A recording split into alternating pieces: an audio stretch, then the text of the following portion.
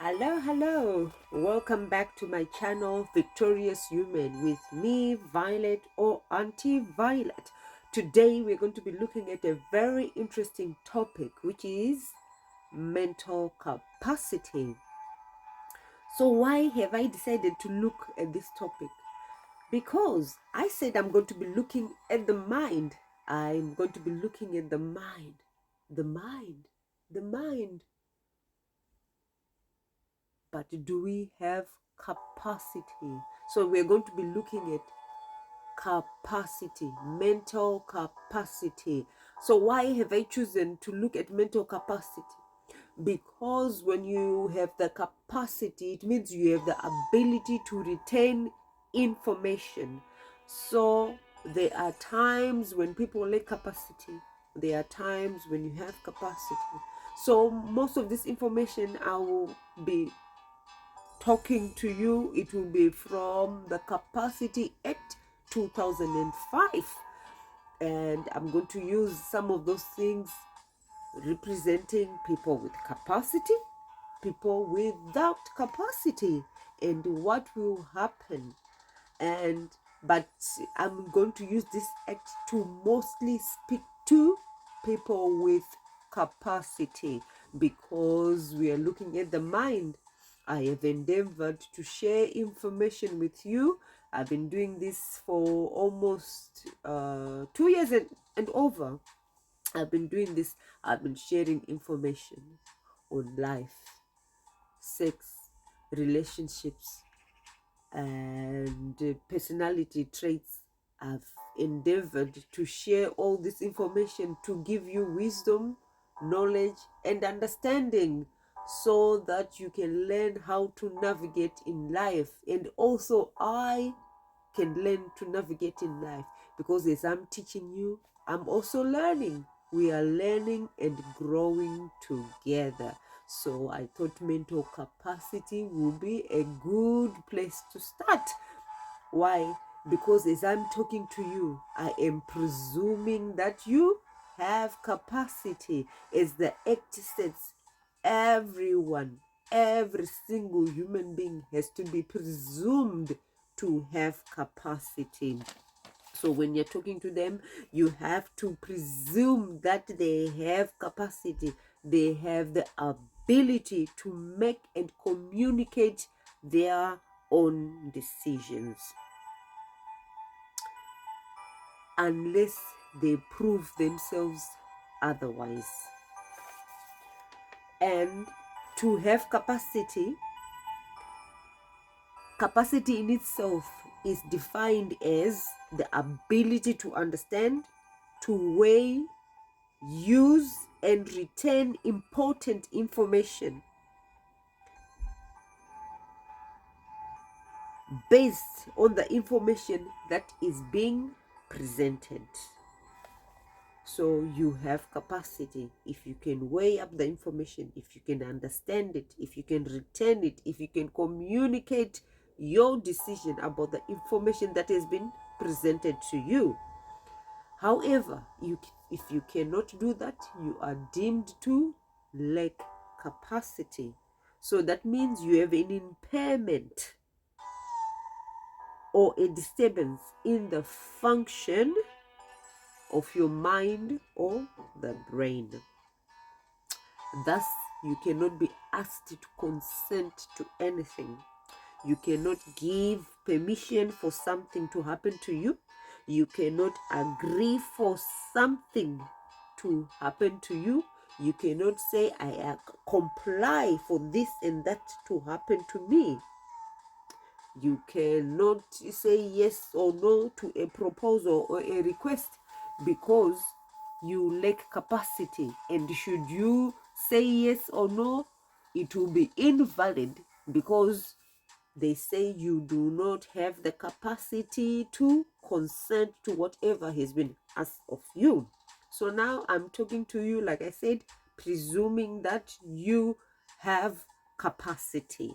So let's look at this topic. Or before I move on any further, I was looking at this, let's say, mental capacity. So I looked up the word in the dictionary, mental. It was talking about, it means performed by, or existing in the mind.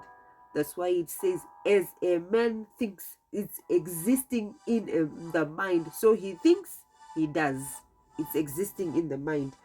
Or in slang, it says foolish or mad.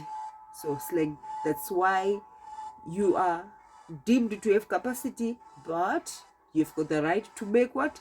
Unwise decisions. And then we go to capacity.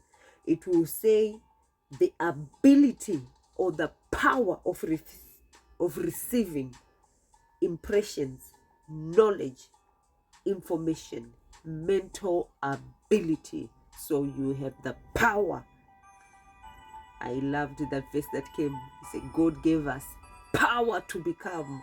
I said, like, wow, wow, wow. So we have the capacity. We have the capacity. So now I go into the topic, and I will say this Mental Capacity Act 2005, it was created to protect individuals who lack capacity. So why am I telling you about it? Well, because some of the facts stated in this act affect each and every human on planet Earth, or each and every individual. Did you know its principles are? I've already told you this, but I'm repeating it for emphasis sake. You are presumed to have capacity and are to be treated as being able to make a decision by yourself unless you act, behave, or prove yourself incapable of doing so. You have the right to make unwise decisions, stupid decisions, decisions that can potentially harm you or your future. You have that right if you are deemed to have what? Capacity. That is why Paul says in 1 Corinthians 6, verse 12, he says, all things are permissible to me, but not all things are beneficial. So just because I can do something, it doesn't mean I should, because not all things are beneficial. And also, what do the police say if they intend to arrest you? They say you have the right to remain silent. Why? Because anything you say or do will be used against you in the court of law. But what do? People carry on talking, and then they get shocked later on. What they said is being read back to them. They're like, oh, but they didn't exercise their right to remain silent. Instead, they exercised their right to talk, which was now being used against them. So all things are permissible, but not all things are beneficial. So yes, you have the right to make unwise decisions, but you must at least be given all information available pertaining to that decision they are asking you to make.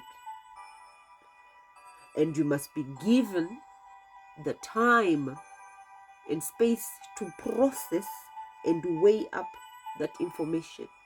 You should be given space to try and understand what is in front of you, what is being said, what is being asked of you. You should be given time. If you speak Shona, they should speak to you in Shona so that you can understand. If you speak Braille, if you speak sign language, Japanese, whatever language you're speaking, that's the language they should communicate with you. Then we can say we have tried in their language, in the simplest form, but they still cannot understand. Thus, we can say maybe they don't have capacity. But all the information has been presented. You've been given time and space to weigh up the information. Only then can you try to make an informed decision? So it has to be an informed decision. That's video after video after video to try to help you make an informed decision about life, because life is tricky sometimes without knowledge. Does the Bible not say my people perish for lack of knowledge?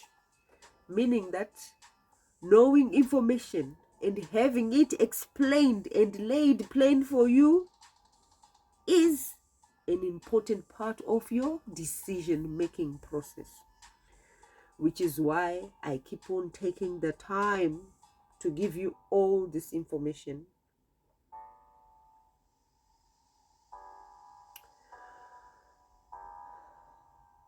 For that same reason, you go to school, church, you have parents, you have teachers, you have preachers, you have coaches, you have mentors. What are they trying to do? They are trying to impart knowledge, wisdom. They're trying to give it to you so that you can make informed decisions and not perish.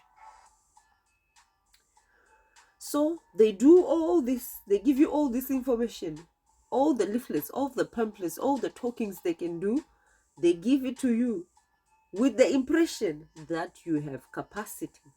That is regardless of your age, regardless of your gender, regardless of your race, creed, or your condition, your disease, whatever it is. Regardless of that, we presume that you have capacity. Now, for you to be deemed to have capacity, you must be able to understand the information that is relevant to the decision that is being presented unto you. And you must be able to retain that information long enough to make the decision that is being asked of you. You must be able to weigh and to use that information as part of your decision-making process. And you must be able to communicate your decision clearly and precisely. Which is why you are asked to speak up at weddings, when you're making your vows, at business meetings, you are asked to speak up. At dedications, you're asked to speak up. About your ambitions, you're asked to speak up. Why? As a way of showing that you understand what you're getting yourself into. And you are willing to repeat it, to say it out loud with your own mouth, out of your own volition, free will, and not under coercion. We are doing it freely. Mind you, it does not matter if you cannot retain the information for too long. What matters is you can retain the information long enough for you to make the decision that is required of you at the present moment. So in that moment of your decision making, you have capacity to make that decision. Thus, we read the parable of the sower. I found this interesting, of having capacity in the moment of the decision that you're making. I was like, wow, the parable of the sower, it really brings that to life. So I'm going to be reading Matthew 13, verse 3 to 8, and also 18 to 23, just to cut the bits. If you want, you can read the whole thing to yourself. It's quite interesting reading the whole passage by yourself. You will enjoy it. So it reads, this is Jesus. He came, he's sitting down, he's talking to the people. Then he starts by saying, a farmer went out to sow his seed. He was scattering the seed. Some fell along the path, and the birds came and ate it up. Some fell on rocky places where it did not have much soil. It sprang up quickly, but the soil was shallow. But when the sun came up, the plant was scorched, and they withered because they had no root. Other seeds fell among thorns, which grew up and choked the plants. Still, other seed fell on good soil, where it produced a crop 100, 60, and 30 times what was sown. He who has ears, let him hear. And I jump to 18. It says, listen then to what the parable of the sower means. When someone hears the message about the kingdom and does not understand it, the evil one comes and snatches it away. He snatches away what was sown in his heart. This is the seed sown along the path. The one who received the seed that fell on rocky places is the man who hears the word and at once receives it with joy. But since he has no root, it lasts only a short time. When trouble or persecution comes because of the word, he quickly falls away. The one who receives the seed that fell among the thorns is the man who hears the word, but the worries of this life and the deceitfulness of wealth chokes it, making it unfruitful. But the one who receives the seed that fell on good soil is the man who hears the word and understands it. He produces a crop yielding 100, 60, or 30 times what was sown. My. Ain't that a picture of mental capacity? I don't think I can elaborate it any further. It has been truly elaborated. What I would advise for you is to read it, and you will see what I'm talking about. So as we move on, you can see from the passage that not everyone was able to retain the information that was presented to them. Were they counted as lacking capacity? No. They were held accountable for their actions and decisions. Now, let's suppose you lack capacity. This can happen due to an illness, a head injury, a disease, or a trauma of some kind. That means at that present time, you are unable to think, you are unable to retain information, you are unable to understand it. Hence, you are incapable of making a decision. You are lacking capacity. It defines here, the definition of somebody who lacks capacity is an impairment or a disturbance in the functioning of the mind or brain. And when you are like that, you will not be able to consent to anything. That means you are not able to give permission to anything. You are not able to agree to anything. You are not able to comply to anything because you are lacking capacity. So before you can be said this person lacks capacity, they will have to assess you. So normally they'll be talking to you, communicating with you. So as they're communicating with you, what are they looking for? They are looking to see, can you understand the magnitude or the details of what is being said? Can you retain the information of what's being said to you? They can even ask you a simple question like, home address,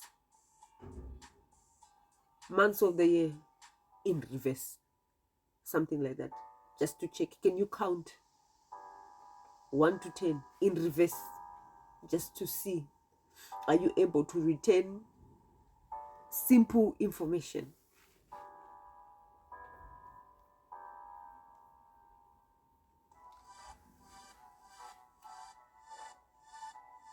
All this is being done under the assumption that you have capacity to make your own decisions. Like I said, you are being assessed in your ability to understand what's being said, your ability to retain that information, your ability to communicate your decision. If you're not able to do all this, you are deemed to lack capacity. Hence, decisions will have to be made in your best interest.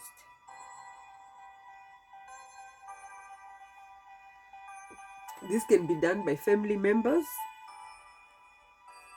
This can be done by an IMCA.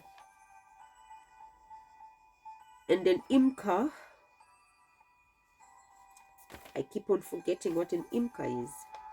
It is an independent mental capacity advocate.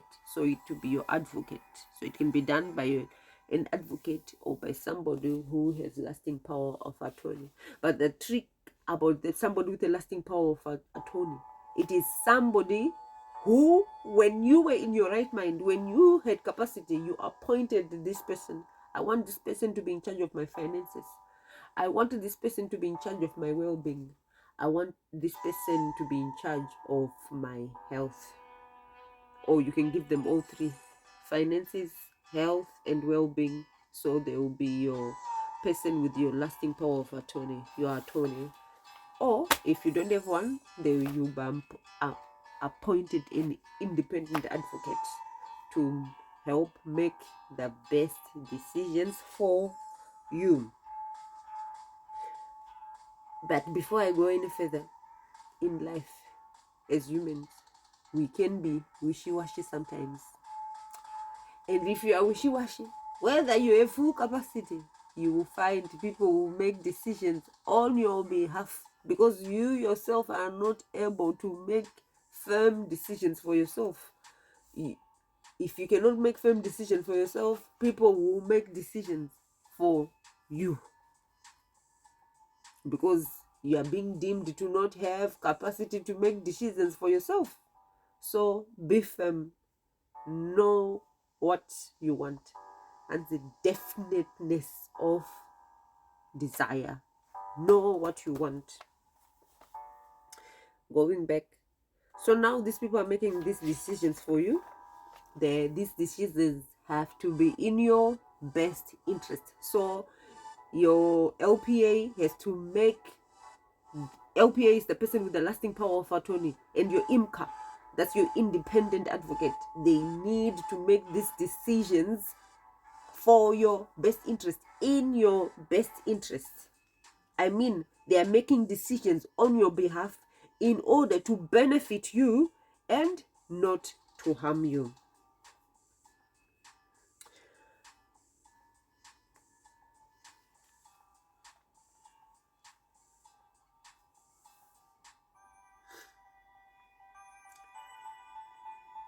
So that's the same with the Holy Spirit. Even though we have capacity, God left us the Holy Spirit. He's our attorney, he's our advocate, and he is acting in our best interest in the least restrictive manner. He gives us free will. All he does is say, no, Violet, don't do that. No, Violet, don't do that. See what will happen if you do that. Don't do it. And he leaves me.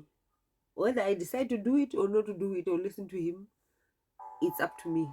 It's giving me opportunity to make decisions. So he's not restrictive unless you are Brother Paul. Remember, he saddled his horse, headed for Damascus to go do much harm.